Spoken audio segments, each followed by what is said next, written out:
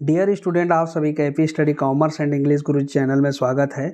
पिछले वीडियो में हमने 13 नंबर के प्रश्न को सॉल्व किया और जाना कि किस प्रकार से जो है हमको लाभ हानि नियोजन खाता और साझेदारों का पूंजी खाता बनाना है। आज जो है हम क्वेश्चन नंबर 14 को सॉल्व करेंगे और समझेंगे कि 14 नंबर का क्वेश्चन किस प्रकार से बनेगा। तो यहाँ पर चलिए हम वीडियो को सीधा स्टार्ट करते हैं और समझते हैं। 14 में देखिए, अनिल, विमल और सुनील साझेदार हैं। अनिल, विमल और सुनील साझेदार हैं जो लाभ 3:2:1 के अनुपात में बांटते हैं। लाभ मतलब लाभ हानि को 3:2:1 के अनुपात में बांटते हैं। ये जो है हमारा लाभ हानि विभाजन का दे दिया अनुपात, ठीक है। उनकी पूंजी क्रमशः 40,000 रुपये, 40,000 रुपये और 20,000 रुपये है। प्रत्येक साझेदार पूंजी पर 5% ब्याज का अधिकारी है। विमल और सुनील क्रमशः 600 एवं 400 मासिक वेतन पाने के अधिकारी। 600 और 400 रुपये क्या है? मासिक वेतन पाने का अधिकारी है। वर्ष 2007 में अनिल ने 4,000 रुपये, अनिल ने कितने? 4,000 रुपये, ठीक है। और विमल ने 4,000 रुपये और सुनील ने 4,800 रुपये लाभ को वेतन मिलने की आशा में आहरण किया। किसके आशा में? वेतन मिलने की आशा में आहरण किया। आहरण किया को ध्यान रखना है। वर्ष का लाभ साझेदारों का वेतन लगाने के बाद, किंतु उनकी पूंजियों पर ब्याज लगाने के पूर्व। वर्ष का लाभ साझेदारों का वेतन लगाने के बाद, इन चीज को पॉइंट को याद रखना है आपको। वेतन लगाने के बाद किंतु उनकी पूंजियों पर ब्याज लगाने के पूर्व 32,000, मतलब हमको यहाँ पे वेतन को लिखना नहीं है। लाभ हानि जब नियोजन खाता बनाएंगे उसमें वेतन को नहीं लिखना है, ठीक है। यह लाभ 20,000 रुपये मूल्य के फर्नीचर पर 7.5% ह्रास तथा 600 रुपया अप्राप्त ऋण के समायोजित करने के पूर्व है। मतलब हमको इन दोनों को शामिल करना है, पूंजी पर ब्याज को, फर्नीचर पर ह्रास को और अप्राप्त ऋण के समायोजन को, ठीक है। साझेदारों की पूंजी खाता बनाइए, जबकि पहला पूंजी अस्थायी हो तथा दूसरा पूंजी स्थायी हो। दोनों पद्धति से बनाने के लिए बोल रहा है, तो दोनों पद्धति से हम बना करके देखेंगे। तो चलिए यहाँ पर हम आपको इसका सॉल्यूशन, पहले से आप लोगों के लिए समय की बचत होगी, इसलिए जो है हम पहले से तैयार करके रखे रहते हैं और आपको इसी के माध्यम से समझाने का प्रयास करते हैं। तो यहाँ पर हमारा दिया हुआ है लाभ कितना हुआ है उसको देख लीजिए। तो लाभ जो दिया हुआ है प्रश्न में वो दिया हुआ है कितना हज़ार रुपये? 32,000 रुपये। 32,000 रुपये लाभ है, तो हम इसको शेष लाया गया करके लाभ हानि नियोजन खाता जब बना रहे हैं तो उसमें लिख दिए शेष लाया गया। कितना? 32,000 रुपये। क्लियर है? 32,000 रुपये शेष लाया गया लिखे हैं। अब उसके बाद पूंजी पर ब्याज, पूंजी पर ब्याज खाता से पूंजी पर ब्याज की तो गणना करनी है क्योंकि प्रश्न में स्पष्ट है। तो पूंजी पर ब्याज तो अनिल का, विमल का और सुनील का तीनों को निकालना पड़ेगा। तो हमने पहले से ही आप लोगों के लिए कैलकुलेशन करके रखा है पूंजी पर ब्याज की गणना। अनिल की पूंजी 40,000 है, विमल की पूंजी 40,000, सुनील की पूंजी 20,000। ये प्रश्नानुसार हमने यहाँ पर से लिया है। पूंजी 40,000, 40,000, 20,000, ठीक है। तो अनिल का 40, विमल का 40 और सुनील का 20,000। अब इसमें हमको कितना परसेंट लगाने को बोल रहा है? तो 5%। पूंजी पर ब्याज 5%। तो हम यहाँ पर 5% के हिसाब से निकाल लिए। 5/100, 40,000 गुणित 5/100 कर दिए तो कितना आ गया? 2,000। उसी प्रकार विमल का क्या करेंगे? 40,000 गुणित 5/100 किए तो 2,000। और सुनील का भी 20,000 गुणित 5/100 करे तो कितना आ गया? 1,000 रुपये, ठीक है। ये दोनों जीरो कट गया तो 2 पंचे 10 और 2 शून्य लगा दिए। क्लियर? ये हो गया पूंजी पर ब्याज की गणना। तो इसका 2,000, 2,000 और 1,000। तो हमने यहाँ पे लिख दिया, देखिए, पूंजी पर ब्याज खाता से अनिल का 2,000, विमल का 2,000 और सुनील का 1,000। इस प्रकार से हो गया। अब इन सबको योग कर लगा दिया, क्या हो गया? 5,000 रुपये हो गया। क्लियर है? अब प्रश्न में वेतन को तो हमको शामिल नहीं करना है क्योंकि स्पष्ट लिखा हुआ है कि वेतन लगाने के बाद किंतु पूंजी पर ब्याज और ये फर्नीचर और अप्राप्त ऋण का समायोजन के पूर्व था ये, ठीक है। तो हमको यहाँ पर वेतन को नहीं लिखना, हमको ह्रास को लिखना। तो ह्रास जो है हमारा 20,000 के मूल्य के फर्नीचर पर 7.5% ह्रास। तो इस ह्रास की गणना करनी पड़ेगी हमको सबसे पहले। तो ह्रास की गणना देखिए, 20,000 गुणित 7.5 बटे 100 कर दिए, ठीक है। मतलब 7.5 गुणित 7.5 बटे 100, 20,000 का। तो अब इसको निकालेंगे तो 0 को सबसे पहले काट दिए, ठीक। अब ये क्या हो गया? इसको आप 75 मानिए, ठीक है। अब 75 का 2 से गुणा करिए तो 150 होता है। 75 दूने 150, 150 लिख दिया, 2 ठो शून्य तो 2 ठो शून्य लगा दिए। क्लियर। अब यहाँ पर देखिए कि दशमलव कितने घर बाद है, तो यहाँ पे दशमलव 1 घर बाद है, इसलिए हम दशमलव शून्य के 1 घर बाद जो है यहाँ पे दशमलव लगा दिए। तो ये कितना हो गया, 1500 ही हो गया। कितना हो गया, 1500। क्लियर है। ऐसे भी निकाल सकते हैं, कन्फ्यूजन नहीं होगा आपको। तो यहाँ पर हमने ये देखिए ह्रास खाता से फर्नीचर का 20,000 का गुणा किया 7.5 से बटे 100 कर दिए, तो यहाँ पे कितना आ गया, 1500 रुपये आ गया। ठीक है। अब तीसरा जो पॉइंट दिया है वो है डूबत ऋण आयोजन खाता से। यहाँ पर डूबत ऋण का जो समायोजन है ये अप्राप्त ऋण है, तो इस अप्राप्त ऋण को क्या करना पड़ेगा, हमको समायोजित करना पड़ेगा। तो हम क्या लिखते हैं, डूबत ऋण समायोजन खाता या डूबत ऋण आयोजन खाता से। ठीक है, बैड डेब्ट इसको बोलते हैं। ठीक है, प्रोविजन करना है। यहाँ पे इंग्लिश में लिखा है, देखिए, प्रोविजन फॉर बैड डेब्ट वर्थ 600 फॉर द ईयर। मतलब यहाँ पे 600 रुपये का हमको क्या करना है, प्रोविजन मतलब आयोजन होता है। ठीक है, उसके लिए तो डूबत ऋण आयोजन खाता से करके हम यहाँ पे क्या लिख देंगे, 600 रुपये लिख देंगे। ठीक, बस आपको इतना ही समझना है। ये हो गया। तो 32,000 में इधर 32,000 है, इधर कितना है, तो इधर देखिए 5,000 इधर है, 1500 इधर, मतलब 5 1 6,500 और 6,000 को और 600 को और जोड़ दीजिए तो कितना हो गया, 6 और 1 7,100 रुपये हो रहा है। इधर 32 है, तो 32,000 में 7,100 को क्या कर देंगे, माइनस कर देंगे। ठीक है, 32,000 में कितना को माइनस कर दें, 32,000 में 7,100 को माइनस कर दीजिए तो कितना आ जाएगा, 24,900 रुपये आ जाएगा। ठीक है, 24 1 25 25 और 24 1 25,000 हो गया, 25 और 5 30 30 और 2 32, मतलब यहाँ पे 24,900 आ रहा है। इसी 24,900 को हमने यहाँ पर लाभ के रूप में बांटा साझेदारों के पूंजी खाता से, अनिल का, विमल का और सुनील का।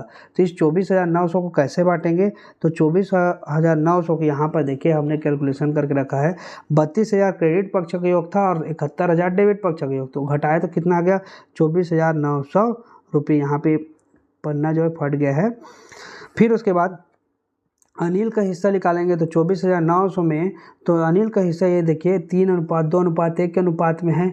इसी को हमने यहाँ पे लिखा 3/6, क्योंकि इसको अगर बटे फॉर्म में लिखेंगे तो देखिए 3 और 3 2 5 और 6, तो 3/6 होगा। यहाँ पे 2/6 और 1/6, तो यहाँ पे 24,900 का 3/6 किए तो हमारा आ गया 12,450।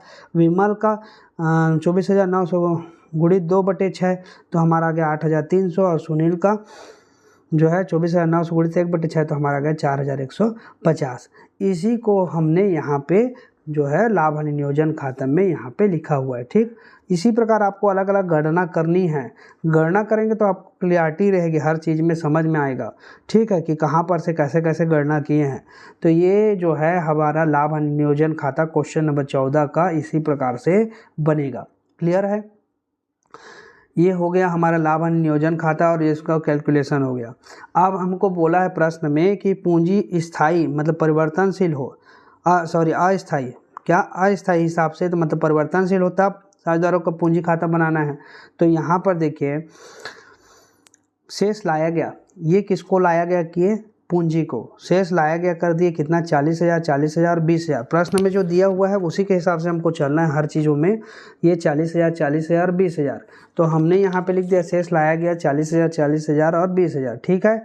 अब प्रश्न में देखिए लाभ हानि नियोजन खाता में हमने वेतन को शामिल नहीं किया था, लेकिन जब हम साझेदारों का जब पूंजी खाता बनाएंगे तो उसमें सारे चीज़ों को शामिल करना है। ठीक है, ऐसा मत समझिए कि अगर लाभ हानि नियोजन खाता में शामिल नहीं किया तो इसमें शामिल नहीं करना है। इसमें जो है सारे चीज़ों को कवर करना रहता है। जितने भी अनिल, विमल और सुनील से संबंधित व्यवहार है उन सारे व्यवहारों को इसमें शामिल किया जाएगा। ठीक, तो वेतन दिए किसको, विमल को और सुनील को। तो विमल और सुनील को वेतन देखिए यहाँ पर प्रश्न में दिया हुआ है, कहाँ पर लिखा है, विमल और सुनील को क्रमशः 600 रुपया और 400 रुपये मासिक वेतन पाने के अधिकारी हैं। तो 600 रुपया, तो 600 मासिक है, मासिक शब्द दिए तो 600 गुणित 12 कर दें तो 12 छक्के 7200, और 400 गुणित 12 कर देंगे तो 12 चौक 48। तो यहाँ पर देखिए 7200 4800 4,800 इतना जो है उनको वेतन पाने के अधिकारी, इसलिए हमने ऐसा लिखा है। क्लियर हो गया होगा।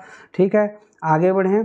अब पूंजी पर ब्याज खाता से, पूंजी पर ब्याज का हमने पहले ही कैलकुलेशन कर लिया है, तो पूंजी पर ब्याज कितना कितना लगा, ये देखिए अनिल, विमल और सुनील 2000, 2000 और 1000। तो यहाँ पर हमने लिख दिया है 2000, 2000 और ये 1000 रुपये लिखा है। क्लियर है। अब लाभ हानि नियोजन खाता, लाभ हानि नियोजन खाता को, लाभ हानि नियोजन खाता किसका, तो लाभ हानि जो नियोजन हमने नियोजन खाता बनाया था उसमें जो लाभ है उसको हमको लिखना है वहाँ पे। तो अनिल का 12450, विमल का 8300 और सुनील का 4150। तो यहाँ पर हमने उसी चीज़ को लिखा 12450, 8300 और 4150। क्लियर है। अब इस पक्ष में क्या आएगा, साझेदारों के पूंजी खाता का फॉर्मेट के हिसाब से ही हम चल रहे हैं, ठीक है। इस पक्ष में आएगा हमारा आहरण, तो आहरण को लिखना है तो आहरण खाता से करके लिख देंगे 4000, 4000 और 4800। ये प्रश्नानुसार यहाँ पे देखिए 2007 में अनिल ने 4000 रुपये और विमल ने 4000 और सुनील ने 4800 लाभ और वेतन मिलने की आशा में आहरण किया। क्या किया, आहरण। तो आहरण को ध्यान में रखना है, ठीक है। तो हमने आहरण को लिख दिया यहाँ पे 4000, 4000, 4800। अब आप पूछेंगे कि आहरण पर ब्याज क्यों नहीं लिखे, तो प्रश्न में दिया ही नहीं है कि आहरण पर ब्याज के बारे में, ठीक है।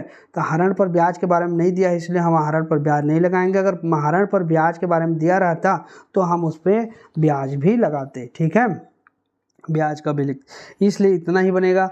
आप इधर का योग कर दिए, समाकलन पक्ष का योग करेंगे। अनिल का तो आ रहा है 54,450, विमल का आ रहा है 57,500 और सुनील का आ रहा है 29,950। अब इधर का योग ज़्यादा है और समाविकलन पक्ष का योग कम है। यहाँ पे देखिए 4000, 4000, 4800 इतना बस है। तो हमारा इस 54,450 में 4000 माइनस करती है तो कितना आ गया, 50,450। उसी प्रकार यहाँ पर 57,500 में 4000 को माइनस किए तो 53,500 आ जाएगा। ठीक इसी प्रकार यहाँ पे 29,950 में 4800 को माइनस किए तो कितना आ गया, 25,150। और यही जो है इसका हल है। ठीक, ये जो है परिवर्तनशील पूंजी पद्धति के आधार पर हमने बनाया। इसी का जो है आप जो है स्थायी पद्धति के आधार पे बना सकते हैं। स्थायी पद्धति में क्या होगा, केवल ये वाला राशि 40,000, 40,000 और 20,000 इसको आप अलग से खाता में दर्शा दीजिए, जैसे अभी तक मैंने बताया है। पिछले वीडियो को आप नहीं देखे होंगे तो उसमें समझ में आ गया होगा। तो 40,000, 40,000, 20,000 को एक अलग से खाता बना करके उसमें शो कीजिए, उधर शेष ले जाएगा करके फिर 40,000, 40,000, 20,000 लिख दीजिए, क्लोज हो गया हो जाएगा। फिर यहाँ से वेतन, पूंजी पर ब्याज, लाभ हानि से एक अलग खाता बनेगा और यहाँ आहरण और शेष ले जाएंगे, ये अलग से बनेगा। ठीक है, तो शेष ले जाएगा बस चेंज होगा, इसमें शेष ले जाएगा क्या होगा, चेंज होगा, क्योंकि वहाँ पर ये 40,000 नहीं रहेगा, केवल ये राशि, इतनी राशि ही रहेगी। तो इसका एक खाता अलग से बन जाएगा। ठीक, जिसको साझेदारों का चालू खाता कहते हैं। और यहाँ पर लगता है मैंने इसको भी बना करके रखा है आप लोगों के लिए, ये देखिए। तो यहाँ पे साझेदारों का पूंजी खाता ये स्थायी हो, जब पूंजी स्थायी हो करके लिखा है तो स्थायी पद्धति के अनुसार देखिए शेष लाएगा 40,000, 40,000, 20,000 और इधर शेष ले जाएगा करके लिख दे 40,000, 40,000, 20,000। इसको अगले मतलब वर्ष के प्रारंभ में या अगले माह के प्रारंभ में हम क्या कर देते हैं, कैरी फॉरवर्ड कर देते हैं। फिर उसी प्रकार साझेदारों का चालू खाता में बताया था कि वेतन को, पूंजी पर ब्याज को, लाभ हानि नियोजन खाता को लिखना है। इनका और इनसे संबंधित जो राशि है उसको हमने लिख दिया। तो यहाँ पर देखिए योग कम आया क्योंकि इसमें पूंजी शामिल नहीं है। पूंजी का हमने अलग से एक खाता बना दिया, पूंजी खाता, और ये जो है चालू खाता बन गया। तो यहाँ पर इसको जोड़े तो हमारा 14,450 और इधर 17,500, ये 9,950। ठीक है, अब इधर का योग ज़्यादा और इधर जो है आहरण का है बस, तो आहरण वाले को क्या करेंगे, माइनस करेंगे, किसमें से, इस वाले राशि से। ठीक है, तो अनिल का जितना है 14,450 में 4,000 को माइनस किए तो 10,450। उसी प्रकार 17,500 में हमने 4,000 माइनस 13,500 और 9,950 में 4800 माइनस कर दिए तो 5,150। तो इसी प्रकार से इसको बनाना है। ये साझेदारों का क्या हो गया, चालू खाता हो गया, और ये साझेदारों का पूंजी खाता। ये पूंजी स्थायी हो जो दूसरा जो टॉपिक है उसके आधार पे बना। ठीक, तो आप इसी प्रकार से इसको भी बना सकते हैं, ये देखिए। और इसका आंसर भी उसी प्रकार से आ जाएगा। यहाँ पे केवल नेट प्रॉफिट उनका आंसर दिया हुआ है। ठीक है, 24,900 जो कहाँ पर मिलेगा, लाभ हानि नियोजन खाता में मिलेगा। ये 24,900 रुपये लाभ हानि नियोजन खाता का बता रहा है, लेकिन खातों का पूंजी स्थायी पद्धति के अनुसार उसका जो शेष है वो नहीं दिखा रहा है वहाँ पे, लेकिन ये इस टाइप से बनेगा। क्लियर है? तो आप समझ गए होंगे कि कैसे बनाना है। क्वेश्चन नंबर हम किसको कवर कर लिए, क्वेश्चन नंबर 14 को कवर कर लिए यहाँ पे। क्लियर? तो इसी के हिसाब से आपको आगे भी प्रश्न है क्वेश्चन नंबर 15, ये भी इसी प्रकार से बनेगा। ठीक है, तो आज का वीडियो बस इतना ही रखते हैं, 15 मिनट हो गया है लगभग। तो आज के वीडियो में बस इतना ही, और नेक्स्ट वीडियो में हम इसके आगे के जो प्रश्न है क्वेश्चन नंबर 15 को सॉल्व करेंगे। क्वेश्चन नंबर 14 को आपने देखा, स्क्रीनशॉट लेते रहिए, ले करके इसको रख लीजिए और आपको कॉपी में मेंशन कीजिए। चीज़ों को समझना जरूरी है, चीज़ों को लिखने से ज़्यादा आप चीज़ों को समझिए, कैसे कौन सा क्वेश्चन का कॉन्सेप्ट क्या है, किस प्रकार से बन रहा है। ये केवल अभी पास होने के लिए नहीं है, भविष्य में भी ये चीज़ें आपके काम में आएंगी कि कहाँ पर क्या चीज़ को कैसे किया है। ये चीज़ें अगर एक बार अगर दिमाग में आपके फिट हो गई तो लाइफ टाइम आपको ये चीज़ें काम आएगी। हो सकता है भविष्य में आप अच्छे टीचर बन सकते हैं। तो इन चीज़ों से आपको हेल्प मिलेगा, और मेरे जितना नॉलेज है उसके हिसाब से मैं आप लोगों को बताने का प्रयास करता हूं।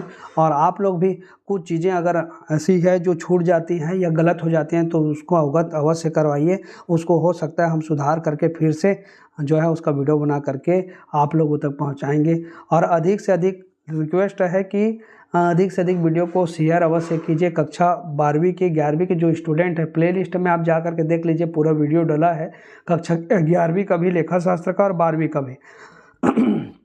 आने वाले समय में हम इकोनॉमिक्स के व्यवसाय अध्ययन के ऊपर भी वीडियो बनाएंगे। अभी थोड़ा समय की कमी इसी वजह से जो है हम वीडियो नहीं बना पा रहे हैं। तो आज के लिए बस इतना ही। वीडियो को देखने के लिए आप सभी का बहुत बहुत धन्यवाद।